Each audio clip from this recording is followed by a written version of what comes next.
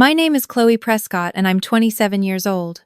4 months ago, my mother handed my brother the keys to the brownstone apartment my grandfather left me and told me Tyler has a family now, Chloe. You'll understand when you're older. I didn't scream. I didn't call a lawyer. I just stood in the hallway of a building that was supposed to be mine and watched my brother's wife hang curtains in the living room window. Then came Thanksgiving at my grandparents' lake house. 32 family members gathered around 3 pushed-together tables, and when Grandpa asked why I wasn't living in my new apartment yet, my mother smiled and said Chloe decided Tyler and the girls needed it more. What happened after that made every single person in that dining room realize they had seriously misjudged both me and my 75-year-old grandfather.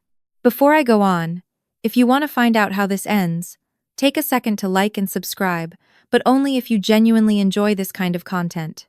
Leave a comment telling me where you're watching from and what time it is. Now let me bring you back to the beginning. I grew up in a 2-story colonial in Wheaton, Illinois, about 30 miles west of Chicago. My family was small. Dad taught high school history. Mom worked part-time at the public library until I started middle school, then went full-time. We were comfortable. Not rich, not struggling. Split-level suburban normal in every way except one. My brother Tyler was 3 years older than me.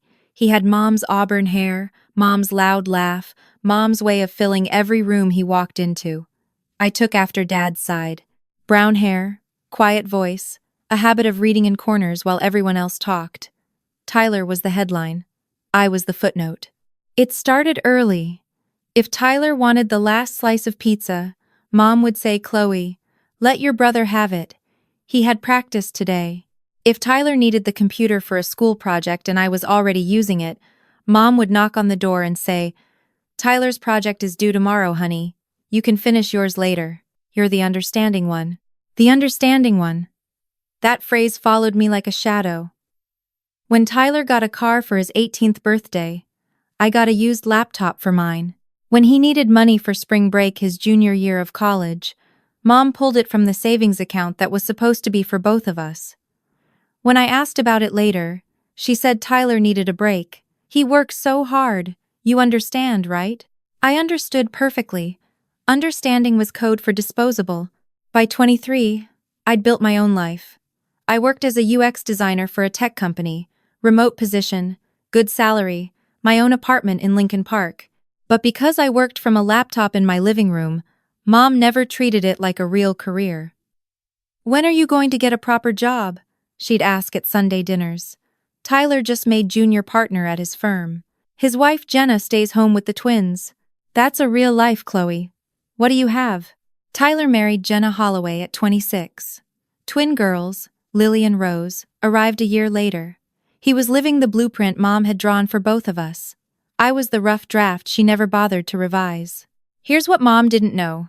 While Tyler's family visited Grandpa Walt once a month for exactly 45 minutes, always leaving when the girls got fussy, I'd been driving out to the lake house every other weekend for 3 years.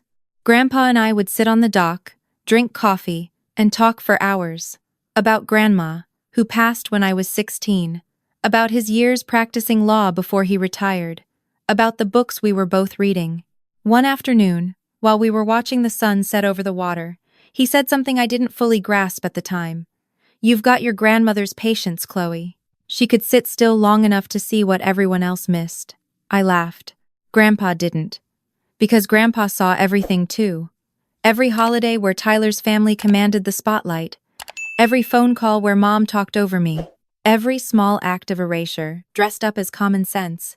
He was paying attention, and he was the one person in my family I had completely underestimated. Grandpa Walt owned a brownstone apartment in Lincoln Park. 3 bedrooms, exposed brick, a rooftop deck with a view of the skyline. He'd bought it in the 80s when the neighborhood was still rough, and held on to it for 40 years. After Grandma died, he mentioned wanting to pass it down. When I turned 26, he called a family meeting.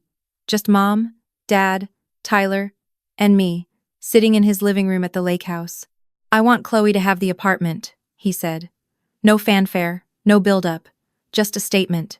The room went quiet. Tyler shifted in his seat. Mom opened her mouth, closed it, opened it again. "Dad, That apartment is worth, Mom started. I know what it's worth, Linda.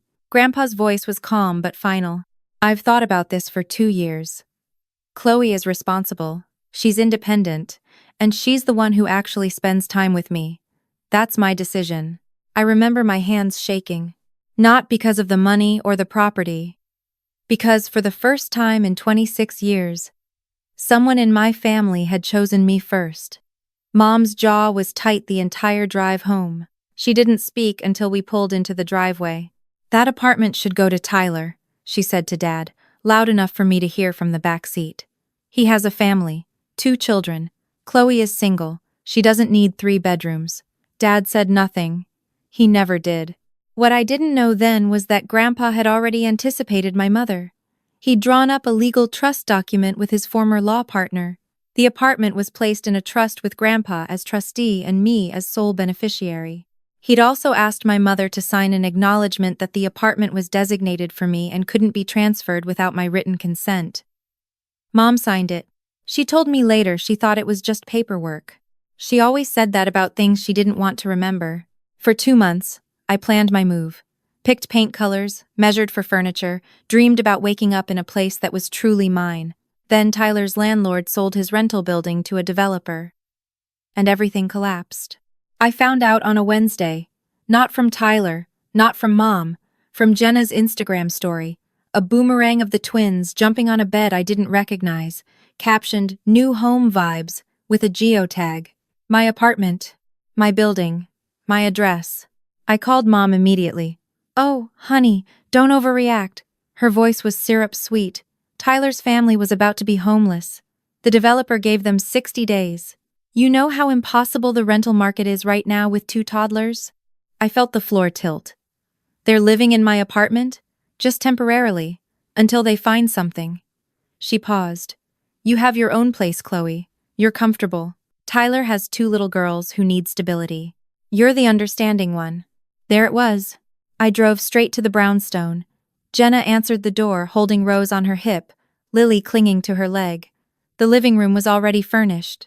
Their couch, their TV, their family photos on my mantel. Hey, Chloe. Jenna smiled like I was visiting her home. Tyler's at work. Want to come in? I couldn't speak. I stood in the doorway of my own apartment and felt like a stranger. I called Tyler that night. Ty, we need to talk about the apartment. What about it? He sounded distracted. I could hear the twins screaming in the background. Mom said you'd be okay with it. She said you even suggested it. I never said that. No one asked me anything. Silence. Then, look, Chloe, we were desperate. The girls needed a roof over their heads. You work from home. You have your own lease. This just made sense. Nothing about this makes sense. It's my apartment, Tyler. You should have called me. He sighed, long and heavy, the sigh of a man who believes he's being patient with someone unreasonable. Can we talk about this at Thanksgiving? We'll figure it out then. Jenna's calling me. Gotta go. He hung up. I sat on my couch, staring at the ceiling of an apartment I was now paying rent for because someone else was living in the one I owned. And I realized something that made my chest ache. If I didn't act now, this would become permanent. Tyler would settle in. The girls would start at the neighborhood daycare, and my apartment would quietly become his apartment, and everyone would expect me to understand. I decided I would bring it up at Thanksgiving. Calmly, privately, like an adult. I didn't want a war. I just wanted what was mine. But Mom had already been talking. I would find out exactly how much at the worst possible moment. Thanksgiving at Grandpa Walt's lake house was a tradition that survived everything. Divorce, illness, arguments, even Grandma's passing. Grandpa insisted on hosting every year. At 75, he still cooked the turkey himself, still drove to the store for groceries, still chopped his own firewood. He ran 3 miles every morning and had taught himself to use a tablet last year so he could video call his grandkids. He wasn't frail. He wasn't fading. He was the sharpest person I knew. 32 of us packed into the lake house that Thursday. Aunts, uncles, cousins, second cousins, the whole sprawling Prescott Mitchell web. I arrived alone. Tyler and Jenna pulled up in their minivan 10 minutes later, the girls in matching pilgrim dresses, looking like a catalog family. The first 2 hours were normal. Football on TV, kids running through the house, the aunts arguing about stuffing recipes. Then, during dinner, Grandpa looked at me from the head of the table and asked the question that changed everything. "Chloe, sweetheart." His voice cut through the noise. "How's the apartment? Are you settling in all right?" 32 heads turned toward me. Before I could answer, Mom's voice rang out from across the table. "Oh, Chloe decided to let Tyler and Jenna use it." She beamed at the relatives around her. Tyler's family lost their rental, and Chloe was so generous. She knew the girls needed a stable home. Such a thoughtful sister. Murmurs of approval swept through the room. "That's so sweet. Family first. What a good sister." I sat frozen, a forkful of sweet potato halfway to my mouth. Mom had just rewritten the entire story in front of everyone. I didn't give away anything. I was overruled and then lied about. Grandpa's eyes hadn't left my face. He set down his fork slowly. "Or did someone make that decision for you?" The murmurs stopped. Mom laughed, high and thin.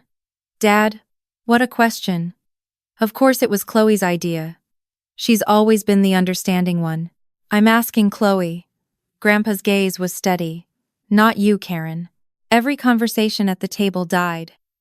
I looked at Mom's warning stare, looked at Tyler, who was suddenly very interested in his cranberry sauce, looked at Grandpa's calm, waiting expression. Nobody asked me. My voice was quiet, but it carried.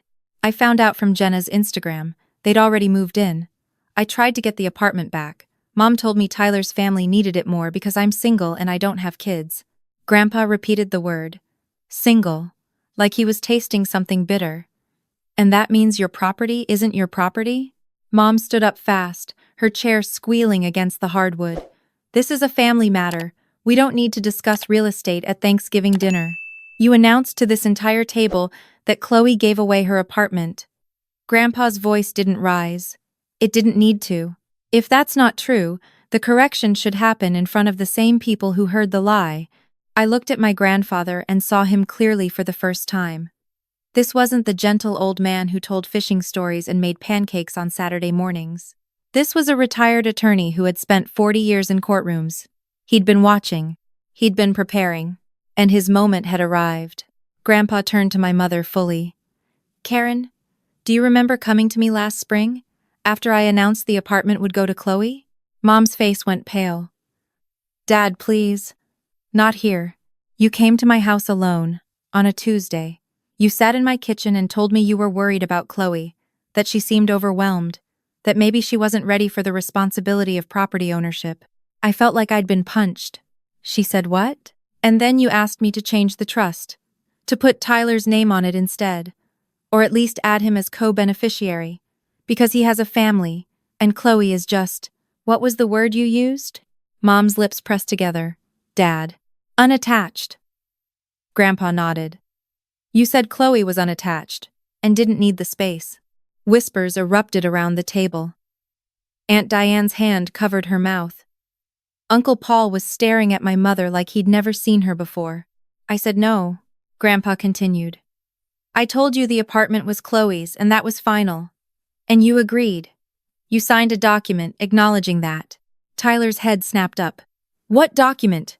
"Paul," Grandpa said to my uncle. "The envelope." Uncle Paul reached under his chair and pulled out a large manila envelope. Mom watched it like it was a live grenade. "Dad, whatever you're about to do, please not in front of everyone. You had 4 months to make this right, Karen. 4 months to return the apartment, to apologize, to tell the truth. Instead, you told 32 people that Chloe volunteered her home. So the truth gets told to the same 32 people." Uncle Paul opened the envelope and removed a stack of documents. The first was the trust agreement, notarized, dated 18 months ago, naming me as sole beneficiary. The second was Mom's signed acknowledgement that the property was designated exclusively for me and couldn't be occupied by any other family member without my explicit written permission. But the third document, that was the one that broke the room open. "Paul, read the letter." Uncle Paul unfolded a handwritten page. Mom made a sound I'd never heard from her before. Low, strangled, almost animal. "This is a handwritten letter from Karen Prescott to Walter Prescott, dated April of last year. Paul adjusted his glasses. Dear Dad, I want to thank you for your generosity in giving Chloe the apartment. I know she has often felt like an afterthought in our family, and I take responsibility for that. I promise that this apartment will remain hers and only hers. I will never interfere with her ownership or allow anyone else to claim it. She deserves to know she matters. Paul lowered the paper. It's signed Karen Prescott. The silence was physical. It pressed against my ears. My mother had written those words, had acknowledged everything, had promised to protect what was mine. And then she broke every single promise the moment it became inconvenient. That letter was your idea, Karen, not mine. Grandpa's voice was quiet steel. You wanted to write it. You wanted me to know you understood. Tyler stood up. Jenna grabbed his arm, but he shook her off. Mom, you told me Chloe agreed. You said Grandpa changed the trust to include both of us. You said it was a shared family asset. I never, Mom's voice cracked. I just thought, you thought Chloe wouldn't fight back. Grandpa finished her sentence. Because she never has. Jenna spoke up for the first time, her voice small. Tyler, I asked you 3 times if Chloe was really okay with this. You said your mom handled it. Tyler's face went red, because that's what Mom told me. And you didn't call your sister to verify? Grandpa looked at Tyler without warmth. You didn't send one text asking how she felt about strangers hanging curtains in her living room? We're not strangers. Tyler's voice broke. We're family. Family asks. Grandpa's words landed like stones. Family doesn't assume, take, and then call it love. Then something happened that I didn't expect. Aunt Diane stood up. My dad's younger sister, the quiet one who always brought the pumpkin pie and never said much at these gatherings. I need to say something.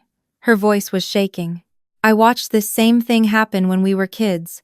Karen always got the first choice, the better option, the bigger share.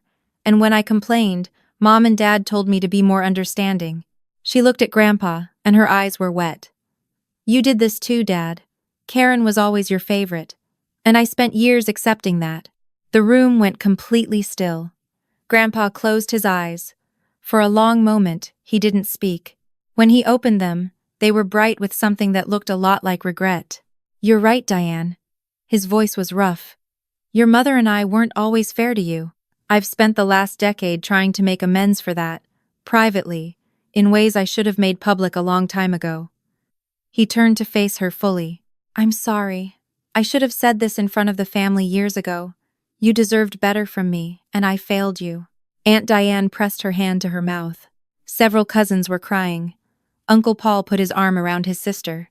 That's why I'm doing this now. Grandpa turned back to the table. Because I watched my own favoritism damage my daughter, and I will not watch it damage my granddaughter. He looked at me, and I saw decades of guilt transformed into fierce determination. Here's what happens next. His tone shifted. The apartment returns to Chloe. Not next week. Not after the holidays. Tyler, Jenna, you have until December 31st to find alternative housing. Tyler opened his mouth. That's barely 5 weeks. Your mother-in-law told me 4 months ago that your lease situation was temporary and you were actively looking for a new rental. Grandpa raised an eyebrow. Have you been looking? Tyler said nothing. Jenna stared at the tablecloth. That's what I thought. You settled in because it was comfortable and assumed no one would challenge it. I need to pause here. If you've ever been in a situation where your family made decisions about your life and expected you to just accept it quietly, I want to hear from you. Drop a comment below. Would you have spoken up earlier or waited like I did? And if this story is hitting home for you, please hit that like button. It really helps the channel. Now let me tell you what happened next. Because Grandpa had one more announcement. Grandpa reached into the envelope and pulled out a final document. This one was typed, official, with a law firm's letterhead. As most of you know, your grandmother and I established a family trust decades ago. It's substantial. It was meant to support all of you, every branch, every generation. Nods around the room. This was known. Until now, distributions from the trust have gone through my children. Karen, Paul, and Diane submitted requests on behalf of their families, and I approved them. He paused. That system ends today. Mom's face went white. From now on, I will work directly with each grandchild. No intermediaries. No parent deciding who deserves what. Dad, you can't just mom started. I can. It's my trust. And I've seen what happens when I let you control access to resources meant for your children. You redirect them to whoever you think deserves them most, which, coincidentally, is always Tyler. Tyler's jaw clenched. Jenna whispered something in his ear. Every grandchild in this family will be treated equally. Grandpa's gaze swept the room. No more gatekeepers. No more favoritism disguised as practicality. I looked across the table at Tyler. For a brief moment, our eyes met, and I saw something I hadn't expected. Not anger, shame. The dinner ended 20 minutes after Grandpa's announcement. People ate pie, said their thank yous, posed for photos. But the energy had left the room like heat from an open door. Mom and Dad left first. Mom didn't look at me. Tyler lingered by the front door, Jenna buckling the girls into their car seats outside. Chloe. He stopped next to me. His eyes were red. I should have called you. I know that now. Yeah, you should have. I'm going to find us a place. A real place. We'll be out before the deadline. I nodded. It wasn't forgiveness, but it was a start. He hesitated, then said something that surprised me. I didn't know. About the letter. About what Mom promised. I'm not saying that to make excuses. I'm saying it because you should know that I wouldn't have moved in if I'd known the full story. At least I hope I wouldn't have. He left before I could respond. Jenna waved from the car. The twins were already asleep. Aunt Diane found me on the dock later, wrapped in one of Grandma's old quilts, staring at the black water. You okay, honey? I don't know. Is this what it feels like to be seen? Because it's kind of overwhelming. She sat down next to me. Took me until my 40s to figure that out, but it gets easier. I leaned my head on her shoulder, and for the first time in 27 years, I felt like I had an ally who truly understood. Grandpa came out last. He moved slowly but steadily down the dock, waving off my offer to help. Drive safe tonight. He kissed my forehead. You did good in there. Grandpa, I didn't do anything. You did all of it. He shook his head. I brought the receipts. You brought the courage to tell the truth when 32 people were watching. That was all you. I hugged him tight. Thank you. For seeing me. Don't thank me. Just promise me something. What? Stop being the understanding one. He pulled back and looked at me with those sharp, clear eyes. Understand yourself first. Everyone else can wait. I drove home alone that night. My music, my car, the city lights ahead of me, mine. 3 weeks later, Mom called. Not to apologize. To ask if Grandpa had mentioned anything about trust distributions. I told her that if she wanted to talk about what actually happened, I was available. Until then, there was nothing to discuss. She hung up. Tyler and Jenna moved out on December 28th, 3 days before the deadline. Tyler texted me a photo of their new rental, a modest 2-bedroom in Lakeview. It's smaller, he wrote, but it's ours. Jenna picked it. I noticed what he said. Jenna picked it. Not Mom. That mattered. In January, I moved into my apartment. I painted the bedroom sage green, hung Grandma's old landscape painting above the fireplace, and set up my desk by the window where I could see the skyline. The first morning I woke up there, I made coffee on my own stove, in my own kitchen, and stood on my own rooftop deck watching the sun come up over the lake. A month later, Tyler asked to meet for lunch. Not at Mom's house, not at a family gathering. Just the two of us, at a diner near his office. He looked tired but different, lighter somehow. I've been thinking, he said, picking at his fries, about how easy it was for me to just take what Mom offered without questioning it. I listened. She's been doing it our whole lives, hasn't she? Making decisions for us, telling us what the other one thinks, controlling the story. And I just went along with it because it always worked out in my favor. I sipped my coffee. Pretty much. He winced. I'm sorry, Chloe. Not just for the apartment, for all of it. For never asking how you were doing. For believing Mom when she said you were fine with everything. For being so wrapped up in my own life that I didn't notice you were being erased from ours.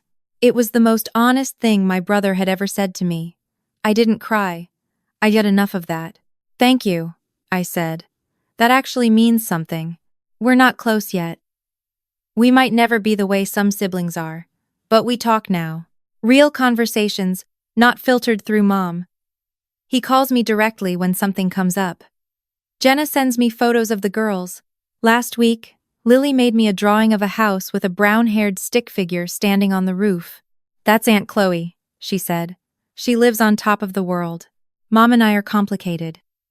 We talk, but carefully, with boundaries she's still learning to respect. Sometimes I catch glimpses of the mother I wish she'd been, moments of warmth that make me wonder what could have been different. But I don't wait for her to change anymore. I've stopped needing her to see me the way I needed to be seen. Dad stays neutral, which is its own kind of choice. I've made peace with that. And Grandpa. Grandpa taught me the most important lesson of my life. Being understanding doesn't mean being invisible. Keeping the peace doesn't mean giving away your life one piece at a time. Every other Sunday, I drive out to the lake house. We sit on the dock, drink coffee, and talk about everything and nothing. Last week he told me he'd started writing letters to Aunt Diane. Not apologies exactly, more like acknowledgments. Things he should have said decades ago. Nobody's perfect, Chloe, he said, watching a heron glide across the water. Not even the people who love you most. The best you can do is see clearly, act honestly, and fix what you can before it's too late. I'm 27. I have my apartment, my career, my Sunday coffees with a 75-year-old man who refuses to let me disappear. I'm not the understanding one anymore. I'm the one who understands herself. And if you're watching this, if you're stuck in a family that overlooks you, takes from you, and expects you to always be the one who gives in, I want you to know something. You have the right to say no. You have the right to be asked. You have the right to take up space in your own life. Someone out there sees you. Maybe they haven't spoken up yet. Maybe, like my grandpa, they're waiting for the right moment. But you don't have to wait for them. You can start speaking up for yourself today. That's my story. Thank you for staying until the end. If this resonated with you, if you've ever felt invisible in your own family, you're not alone. Drop a comment below and tell me what boundary did this story inspire you to set. And if you haven't already, please subscribe and hit the bell. I share stories like this every week, real stories about finding your voice and holding your ground. Check the description for more videos in this series. Until next time, take care of yourself. You deserve it.